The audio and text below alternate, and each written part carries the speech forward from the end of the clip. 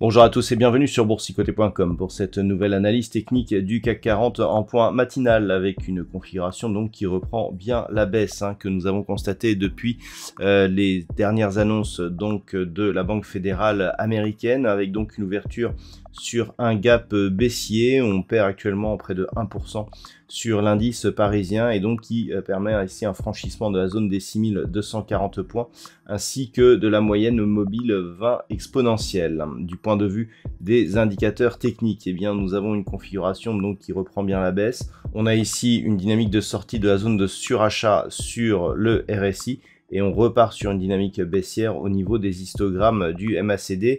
On est quasiment au contact ici avec la bande de Bollinger inférieure sur cette bougie et l'accélération ici est assez importante. Toutefois, ce que l'on peut remarquer, c'est que par rapport ici au précédent point bas significatif que nous avions ici, avec ce point bas notamment à 6183, eh bien pour l'instant, on n'a pas enfoncé ce point bas. Donc pour l'instant, on est dans une phase de neutralisation, c'est-à-dire franchissement ici de la moyenne mobile 20 exponentielle. Pas de point bas significatif cassé, et donc c'est plus une sortie dynamique et donc une neutralisation que pour l'instant un retournement de tendance. Alors bon, la baisse est venue de propos donc de Jérôme Powell qui a totalement désorienté les marchés. Au début, on a pensé que eh bien, la hausse des taux allait se réduire. Mais une déclaration a mis un petit peu le feu aux poudres en disant que même si la hausse des taux ralentissait, eh bien le cible, le taux cible, lui serait supérieur. Donc cela a totalement retourné les marchés et donc amené la baisse dont nous avons ici les effets sur le marché européen aujourd'hui. Au niveau des valeurs, eh bien on a, c'est assez rouge ce que nous avons aujourd'hui. On a tout de même quelques valeurs qui ont des belles progressions, avec notamment BNP Paribas qui a révélé des résultats largement supérieurs aux attentes. Donc il gagne presque 2,5% au moment de cette analyse. AXA suit juste derrière. Nous avons Crédit Agricole, donc un secteur bancaire relativement bien représenté, avec Sanofi et Société Générale, donc en 5e position.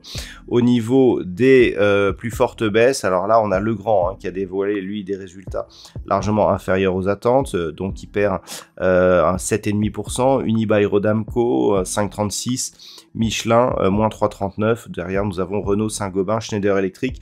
Donc, on le voit, le secteur industriel qui est pas mal impacté, justement, par ces dernières annonces.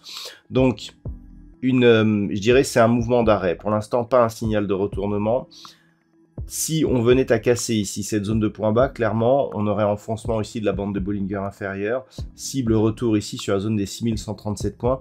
D'un point de vue très court terme, effectivement, on aurait un début de retournement ici de la dynamique, mais on aurait toujours ici cette ancienne zone de résistance qui serait testée comme zone de support. Donc d'un point de vue court terme, ça resterait haussier. Par contre, effectivement, si on revient ici et qu'on commence à casser 6137 points, là, on changera de tendance et on pourra basculer effectivement vers un flux baissier. Donc, les points à surveiller pour aujourd'hui. Alors, si on continue à baisser, 6183, donc le point bas significatif du 28, et la zone ici des 6137 points. À la hausse, bien entendu, 6240 points reste une zone assez intéressante en termes de signal.